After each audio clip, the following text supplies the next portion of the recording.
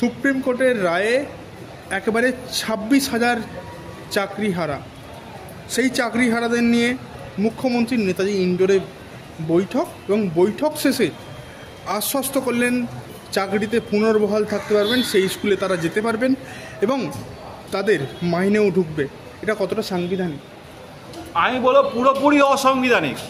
আজকে supreme court আমাদের ভারতবর্ষের সর্বোচ্চ ন্যায়ালয়, সেই সর্বোচ্চ ন্যায়ালয়ের যদি কোনো অর্ডার পাস করে এবং সেই অর্ডার যদি কোনো রাজ্য সরকার না মানে এবং সেই রাজ্য সরকারের সুপ্রিমও যদি সেই অর্ডারটা না মানে, তাহলে আমি বলবো ইমিডিয়েটলি তার বিরুদ্ধে ফৌজদারি, সুপ্রিম কোর্টের উচিত শতপ্রণোদিত মামলা করা, শতপ্রণোদিত মামলা করে তাকে পুলিশ দিয়ে তাকে অ্যারেস্ট করিয়ে কোর্টে প্রডিউস করা।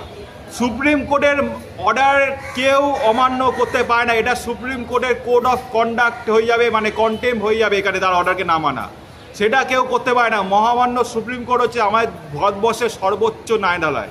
ওই সর্বোচ্চ ন্যায়ালয়ের যদি আপনি অর্ডার না মানে, তার মানে সুপ্রিম কোর্টকে আপনি অসম্মান করছেন, সুপ্রিম কোর্টকে আপনি মানছেন না, আপনি সুপ্রিম কোর্টের চিফ জাস্টিসের কটা অর্ডারকে আপনি মানছেন না। মানে আপনি নিজে কি, আপনি তো আগে বলতেন যে আমার কাছে মামলা থাকলে আমি 7 দিনে তা অর্ডার করে দেবো, আপনি নিজেকে বলতেন আমি সর্বে সর্বা, আমি মুখ্যমন্ত্রী, আমি পুলিশ মন্ত্রী, আমি স্বাস্থ্যমন্ত্রী, আমি আপনার কোর্টের জজ, আমি উকিল, আমি সব। এখন আপনি কি সুপ্রিম কোর্টেরও বিচারপতি হয়ে যাচ্ছেন?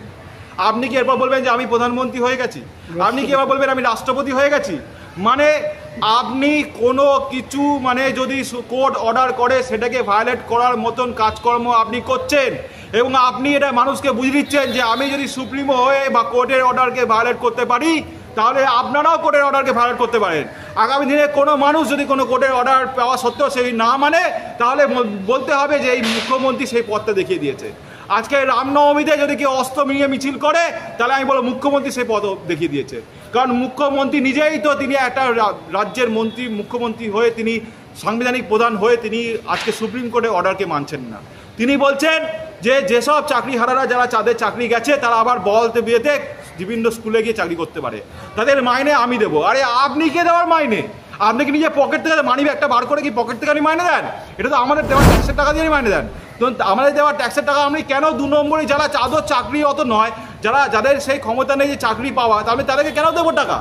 আমার ট্যাক্সের টাকা আমি কেন, যারা বেআইনিভাবে চাকরি পেয়েছে, আপনার পার্টির যারা লোকেরা, যারা আপনার প্ল্যাকার্ড নিয়ে ঘুরে বেড়ায়, যারা আপনার নামে মিটিং মিছিল করে, আপনার ঝান্ডা নিয়ে ঘুরে বেড়ায়, তাদেরকে আমরা কেন আমাদের ট্যাক্সের টাকা দেবো? আর একটা বিতর্কিত বিষয় যেটা আপনাকে মনে করাতে চাইবো, যেটা হচ্ছে মুখ্যমন্ত্রী যখন এই চাকরিহারাদেরকে বৈঠকের জন্য আহ্বান জানিয়েছিলেন, তিনি কোনোভাবেই কোনো টোকেন বা কোনো রকম পাসের কথা বলেননি। কিন্তু দেখা যায় যে সকালবেলাতেই মুখ্যমন্ত্রীর সঙ্গে বৈঠকে যাওয়ার জন্য একাংশের হাতে রয়েছে যোগ্য বলে লেখা একটা কোনো রকম অথেন্টিকেশন বা কোনো একটা আনভেরিফাইড একটা কার্ড, যেটা পাস বলা হচ্ছে, এবং তাদেরকেই ঢুকতে দেওয়া হচ্ছে নেতাজি ইন্ডোরে। এবং যাদের কাছে পাস নেই তাদেরকে যোগ্য বলে, তাহলে অযোগ্য বলে দাগিয়ে দেওয়া হলো। কে দাগিয়ে দিচ্ছে যোগ্য অযোগ্য? কিভাবে বিভাজন করা গেল যোগ্য অযোগ্য, যেখানে সুপ্রিম কোর্টে যোগ্য অযোগ্য বিভাজন করা গেল না বলে পুরো প্যানেল বাতিল হলো? আজকে দিদিমণি বলছে যে যারা অযোগ্য তারা নিজেদের একটা সংগঠন তৈরি করবে। আপনি সংগঠন তৈরি করে দেওয়ার জন্য তাদেরকে বলে দিচ্ছেন, এবং তাদের মধ্যে আপনার দলের লোকেরাই অযোগ্য যারা, তারা গিয়ে সেই সংগঠনে যোগদান করছে এবং তাদেরকে আপনি পাস দিচ্ছেন। সেই পাস দিয়ে তারা নিজের ইন্ডাস্ট্রি, কারণ যারা সত্যিকারের যোগ্য তাদের আপনার প্রয়োজন নেই। তারা তো অলরেডি প্রশ্ন তুলে দিয়েছে যে আপনার যোগ্য হওয়া সত্ত্বেও আমাদের চাকরি কেন গেল, মাননীয় মুখ্যমন্ত্রী জবাব দিন। আমি বলবো এই সমস্ত যারা যোগ্য প্রার্থী, যাদের চাকরি গেছে, এই সব দিদিমণির মানে বাচ্চা ভোলানো কথায় আপনারা না গিয়ে আপনার শতপ্রণোদিত হয়ে আপনারা 2 জায়গায় দাঁড়িয়ে অবস্থান বিক্ষোভ এবং হাঙ্গার স্ট্রাইক আপনারা শুরু করুন। সেটা এই 2 জায়গা হচ্ছে, একটা নবান্ন এবং আরেকটা হচ্ছে কালীঘাট।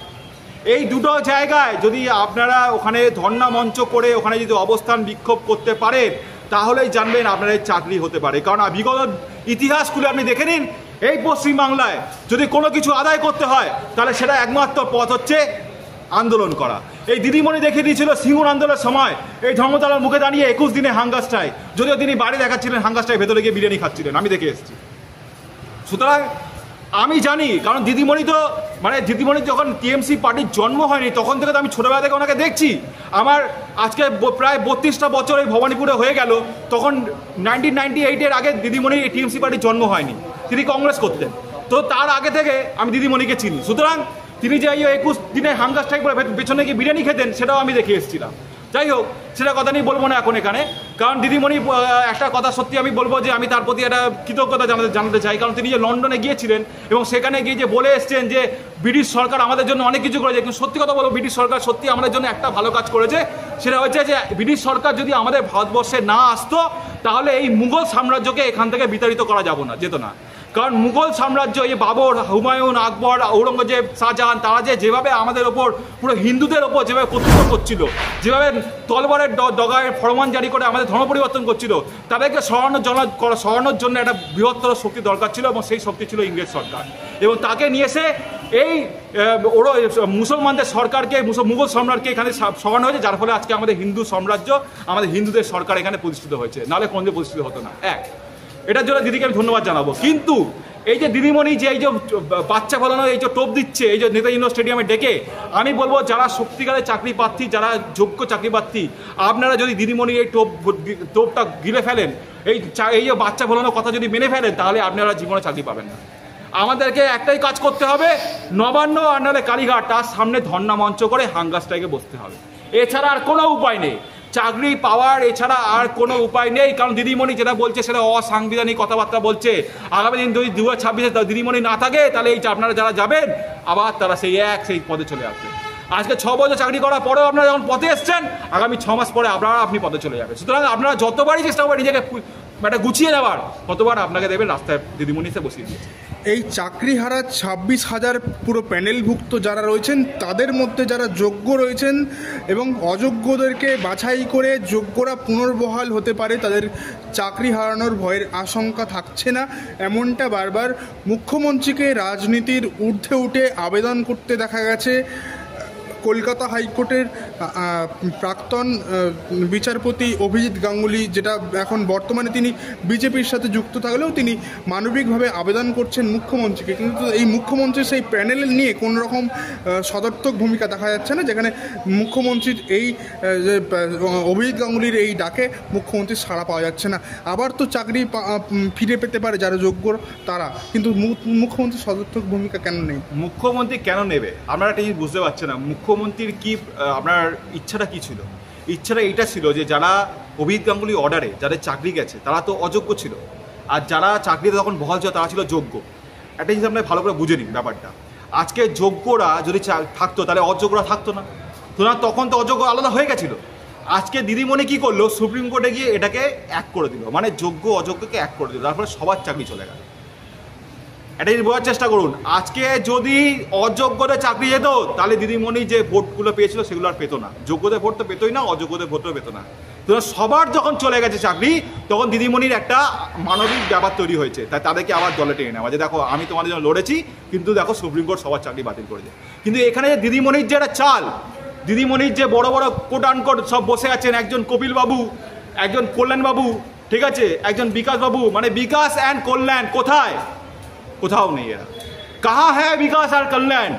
कहीं नहीं है, ठीक है ना कलकत्ता में है ना दिल्ली में है, कहीं नहीं, कहीं विकास नहीं है, कहीं कल्याण नहीं है, सिर्फ है दोगलाबाजी, মানে আছে শুধুমাত্র ফ্রড, 2 নম্বরই ফ্রড, জোচ্চুরি, এই সবই আছে।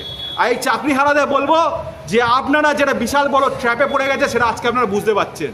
এই যে আপনারা যে মামলা করেছেন, এই মামলার জন্যে আজকে আপনারা যাদের কাছে মামলা নিয়ে গেছিলেন সেই সব আইনজীবীরা আপনাদেরকে পথে বসিয়ে দিয়েছে। আপনারা যদি সঠিক আইনজীবীর কাছে যেতেন তাহলে আপনাদের পথে পতিত হতো না। আর দিদিমণি এই আপনাদেরকে ইউজ করে আজকে দিদিমণি দেখিয়ে দিল যে অযোগ্যদের যে অভিজিৎ গাঙ্গুলি বার করেছিল আমি যোগ্যদেরকেও বার করে দিলাম, আর টোটাল প্যানেল বাতিল করে দিলাম, যার ফলে যোগ্য অযোগ্য সব আলাদা হয়ে গেল। সুতরাং এর মধ্যে বলতে হবে দিদিমণির একটা নৈতিক জয় এখানে আছে, যে তিনি যে অযোগ্যদের যে কোর্ট হাইকোর্ট যে আলাদা করেছিল তাদেরকে দিদিমণি এক প্রকার বাঁচিয়ে দিলেন। এটা দিদিমণির একটা এখানে প্লাস পয়েন্ট আছে। সুতরাং এখান থেকে আপনারা যারা যোগ্য চাকরি প্রার্থী, আপনারা এখানে একটা মানে আইনের মার পেছে এবং পলিটিক্সের মধ্যে পড়ে আপনাদের জীবন আজকে শেষ। আর এখন যদি আপনারা আবার চাকরিতে যান, আবার 6 মাস পর দেখবেন আপনারা আবার পথে বসতে হবে। প্রাইমারি স্কুলের শিক্ষক নিয়োগেও দুর্নীতির অভিযোগ এসছে, সেইটার কি ভবিষ্যৎ? প্রাইমারি স্কুলের শিক্ষক শিক্ষিকাদের কি ভবিষ্যৎ? কোনো ভবিষ্যৎ নেই, এরকমই হবে, এরকমই হবে। আমি তো আবার প্রশ্ন করছি, কোথায় আছে বিকাশ এবং কল্যাণ?